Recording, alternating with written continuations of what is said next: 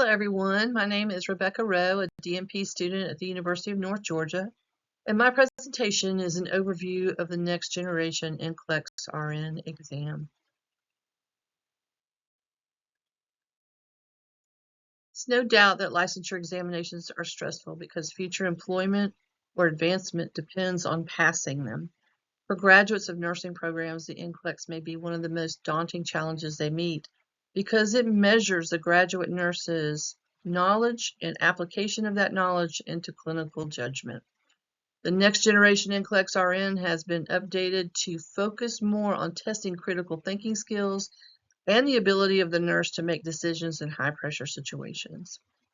This presentation will provide an overview of the next generation NCLEX exam, and at the end of this presentation, you will learn what prompted the evolution to better assess and evaluate clinical judgment for entry-level nursing practice, what type of questions will be on the exam, what content the test is focused on, tips for study preparation, and test-taking tips candidates can take before and during the exam.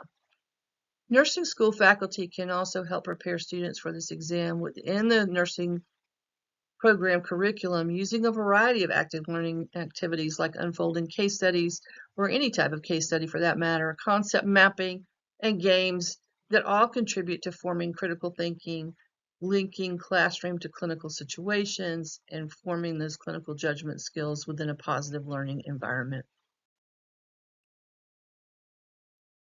So why the change? Well, the nursing licensure exam was designed to demonstrate that the school graduates passing the exam would have the necessary skills to safely perform a specified scope of practice by determining the criteria needed and in evaluating licensure applicants to determine if they met the criteria.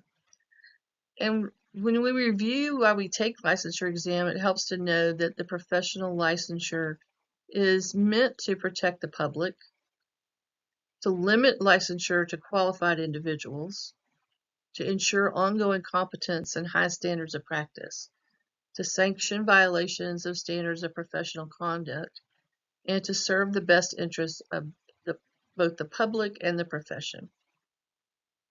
And due to the changes in the healthcare environment, the criticality of the patient population, and the feedback from nursing experts, in 2009, the National Council of State Boards of Nursing, the NCSBN, started conducting research into the entry nursing practice concerns over the decreasing ability of novice nurses to demonstrate entry-level competencies and an increase in practice errors by novice nurses. In the subsequent years, nurse experts voiced concerns on how to address those deficiencies in the context of the nursing licensure exam. And the exam directly ties back to the nursing program curriculum, regulatory and accrediting requirements of schools of nursing, and the production of graduates lacking the necessary knowledge, skills, and abilities to perform quality care from the novice level of practice. From that time on, multiple levels of inquiry, technological advancements, research, observation, and testing combined to update the licensure examination for nurses. This level of research produced the next generation NCLEX exam, which went into effect April 2023. All subsequent surveys highlighted the need for change fostered by this rapidly evolving healthcare landscape, the complexity of the patients, and the technological advances required for managing chronic illnesses. Key features that have evolved center around clinical judgment and the use not only of knowledge, but application of that knowledge into more real-world clinical scenarios. The current nursing practice that the NCSBN observed during their research showed that many times nurses use critical thinking, clinical judgment to guide patient care and safety. The competencies in clinical judgment involve problem solving, critical thinking, active listening, and professional communication to provide the best care possible to get the best outcomes possible.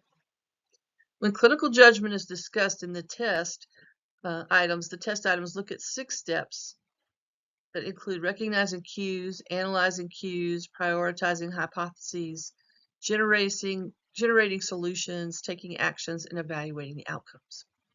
The goal of this new examination is to show a commitment in measuring those factors utilized when caring for patients in a variety of settings. So since it's a newly updated exam, the format and structure needs review, as there are some changes that not only in the format, but in the structure of the exam itself. The format and structure of the exam have a mixture of returning items and new processes and assessments that the test taker will need to incorporate when they do their test preparation. Used in previous NCLEX exams, the computerized adaptive testing, or CAT method, aims to reduce the amount of guessing on these test items. With each answered question, this CAT algorithm estimates the ability of the student to meet passing standards of the item and re-estimates and becomes more precise with each answered question. Scoring is different in the new test, and whether one passes or fails is determined by 3 scenarios. The 95% confidence rule. Computer stops generating questions when it is 95% certain that a student's ability is above or below the 95% passing standard. The maximum length exam is when the computer continues to generate questions until the maximum number of items is reached. The student passes or fails the standard set for passing on that particular criteria. The run out of time rule, this occurs when the student runs out of time. If the minimum requirement for required items is not answered, the student automatically fails. If the student has answered the minimum of required test items before the time is expired, then the test will be graded to determine if the answers are at or above the passing standard. If that occurs, the student passes. If it does not occur, the student fails. The newer questions are quite a bit different, and even some of the older styles have a new look about them. For example, the standalone questions were prevalent in previous exams, but now they're used in 2 different ways. The bow tie and trend items. While these individual questions are about one thing, they're not actually a case study, but they resemble that type of format.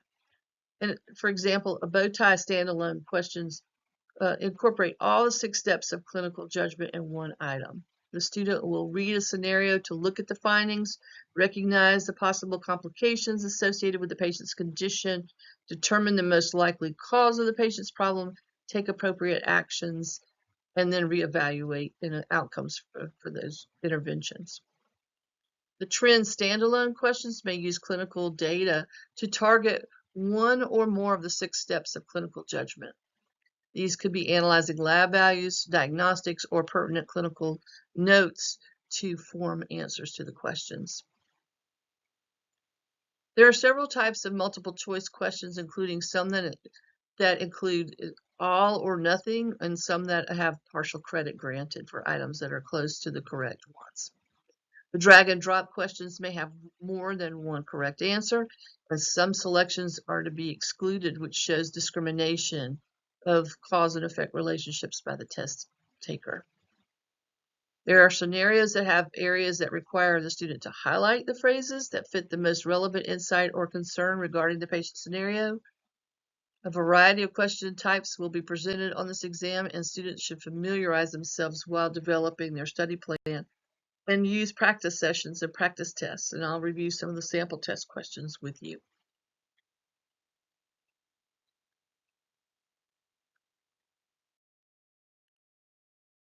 This question is an example of one of the unfolding case scenarios where there are orders to be reviewed, nursing notes to correspond to the focus of the question for more information or for decision making, and areas within the information that would concern the nurse and would require follow-up. This particular question is a highlight question, and you can see where you are asked to click to highlight the findings that require follow-up. Not all of the things that are applicable will be followed up on, and there are more options to be highlighted than the ones that were selected here. But the ones that I selected on the practice exam, I got 4 out of the 4 that were correct. So I got all the points for that. The box at the bottom of the slide is an example of the scoring and how it is calculated on these practice exams. And while this isn't a student test practice through an online company, it helps to know how long it took to answer this question and submit it. And it also provides rationale behind the correct or incorrect selections you make. And this is especially helpful when you have multiple answers to one question.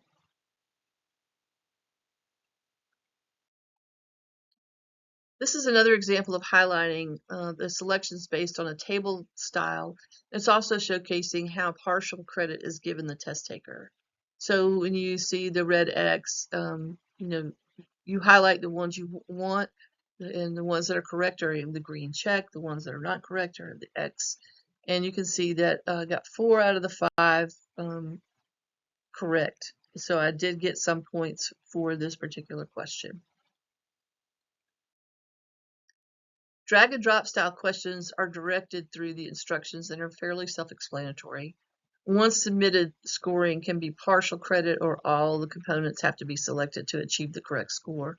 It depends on the question. So choices are dragged from one area to another to complete the instructions or to complete a sentence with word choices to select from in a table. And you can see that the directions on this particular question were to drag the top 5 client findings that would require follow-up on the box to the right. And so that's what happened.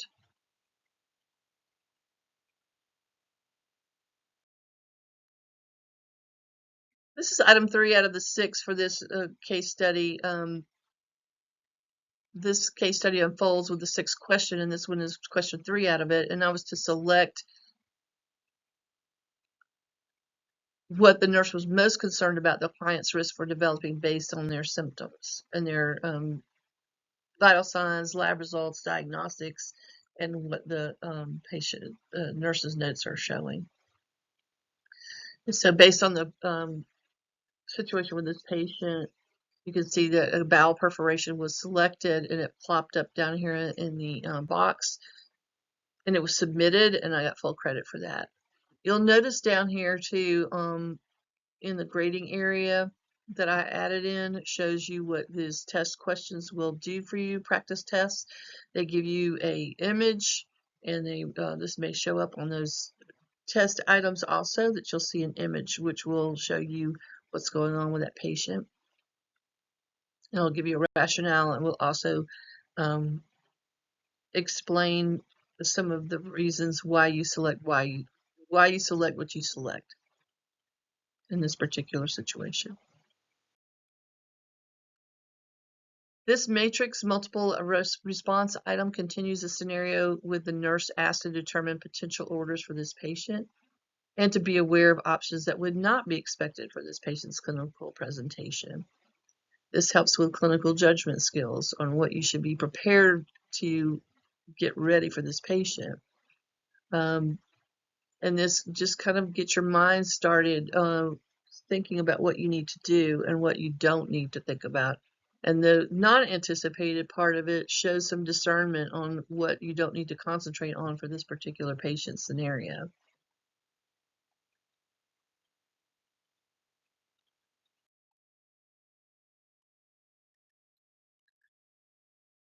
So when we talked about the content focus and why it's important, the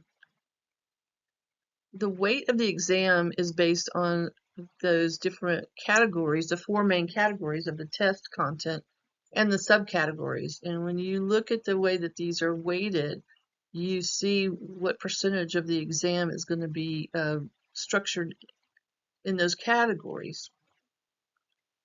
Safe and effective care environment has the subcategories of management of care and safety and infection control. And when you put those together, that's quite a bit of percentage of the test. The distribution of the content categories on this pie chart are very helpful, and that's in the latest test plan for 2023.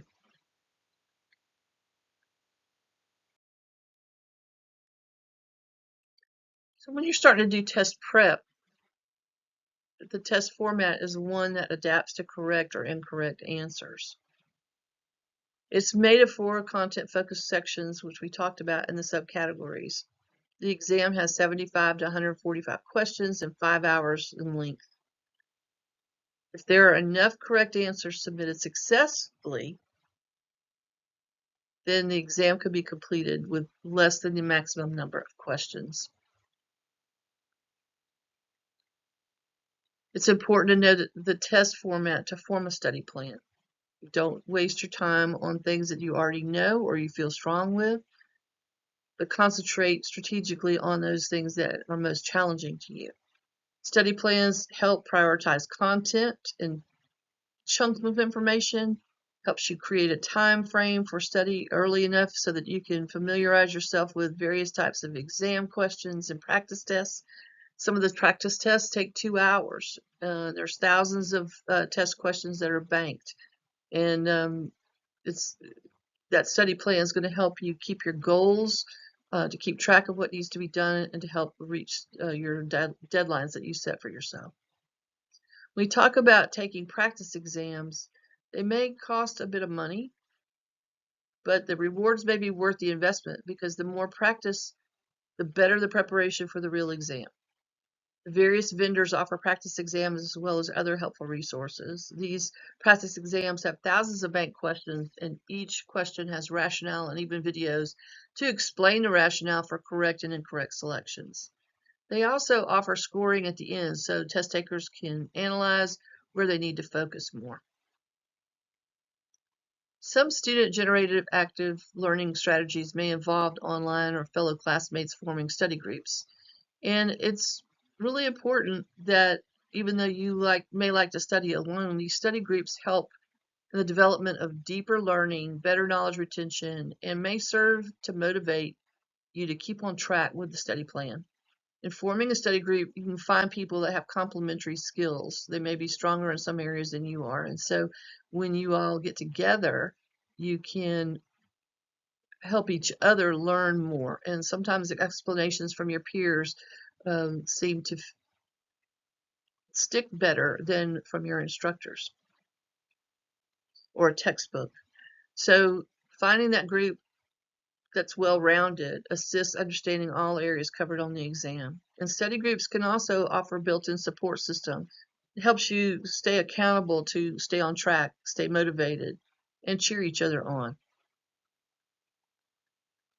Other active learning activities may include some video lectures. You may hire a tutor or online discussion roundtables to get involved with those to clarify rationales when you have a difference of opinion about what the answer might be. And they can explain why that is the most appropriate answer. Time management is key in this particular test prep, mainly because you cannot procrastinate. It will not help you. The earlier one starts, the better. Allow for taking practice exams, listening to lectures, and reviewing the rationales for test item answers.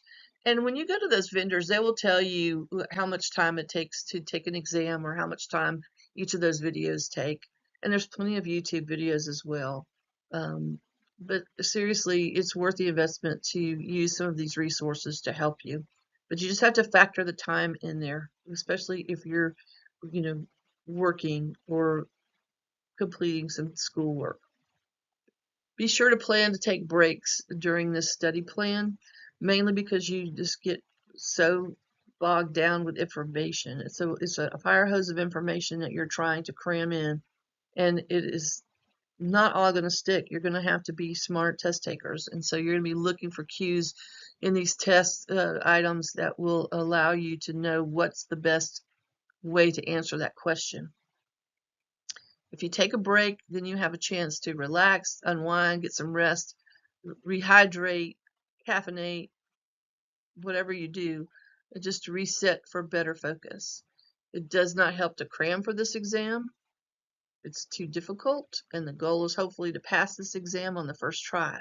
So if that is your goal, then make sure that you start as soon as you graduate to start study time. Take yourself a break, but get started as soon as you possibly can.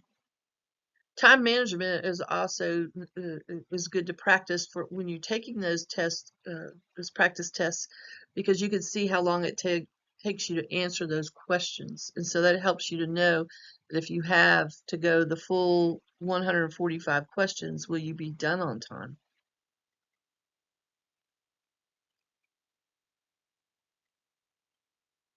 The last thing I told you is about taking breaks, and it's crucial when you're studying. Time is needed to unplug and renew the brain through exercise, doing something creative, or just resting. So this slide is about test taking tips the night before and the day of the exam. And while this says relax, this is easier said than done, but to survive the nerves and to decrease some test anxiety, all resources point to these test taking tips that the test taker can actually control.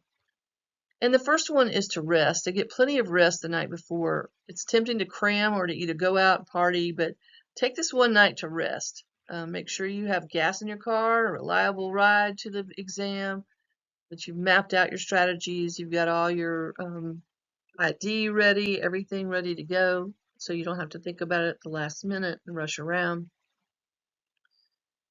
The next thing is to eat a well-balanced breakfast. Eat something that will stick with you and give you brain power, but not something that will upset your stomach. It's a long test, takes several hours, so make sure that you have something to eat before you go to the exam. And then leave early enough to ensure that you miss any traffic issues or transportation issues. Preferably, you want to arrive 30 minutes before so you can go to the restroom, hydrate, and go through the administrative and security steps before the exam. And before you left your home or wherever, you should have checked the exam rules to make sure you have your proper ID. And remember minimum belongings because you're going to have to store those belongings during the exam. And then the last thing to remember is this is a lengthy exam. Pace yourself. You're going to be offered 2 breaks. You don't have to take them, but it's recommended just to stretch and refresh. Breathe, pace yourself. It's just going to be a long exam, and so the first break comes about 2 hours in. So make sure you take advantage of those things that they offer you. And also remember, they're going to provide you with some resources like a whiteboard and a marker. So make sure if you need to write a note down or you need to refresh your memory on something, use the resources that are provided for you. In conclusion, the next generation NCLEX is a result of changing demands in the nursing profession, and it will be continued to be reevaluated to keep up with the rapidly changing healthcare environment. There's some things that have stayed the same, but the overarching theme of this exam is to measure clinical judgment using a variety of test items that assess clinical judgment, reflect more real-world scenarios, and give you a thorough and rigorous exam that changes and makes the goal to see improved patient care and patient care outcomes. So in conclusion here, we have prepared classroom, clinical, active learning, school testing, developed a study plan, get the test plan from the NCNSB or ATI, which are testing institutes. And you're number 2, you've studied and reviewed, you've done self-study, you've generated study groups, you've practiced your exams online, you've used your resources, and reviewed the NCLEX content. And then you've been able to take the test. You got your rest, you ate well, you took your questions, paced them properly, you took the offered breaks, and you used the provided resources that they gave you at the exam site. You finished your exam on time. Now it's time to celebrate. You finished the exam. Now give yourself some credit for surviving this challenge. Whether or not you pass or fail, it's down the line. And you'll find that out in the next day or 2, but for now, just celebrate the success that you completed the exam.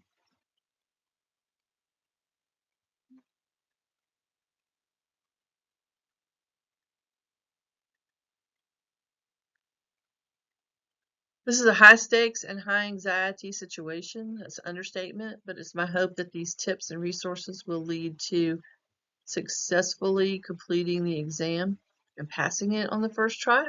If not, don't feel bad. It happens to the best. So please take all of these tips under your belt and use them as your tools to have a successful NCLEX exam. And I want to thank you for listening to this presentation.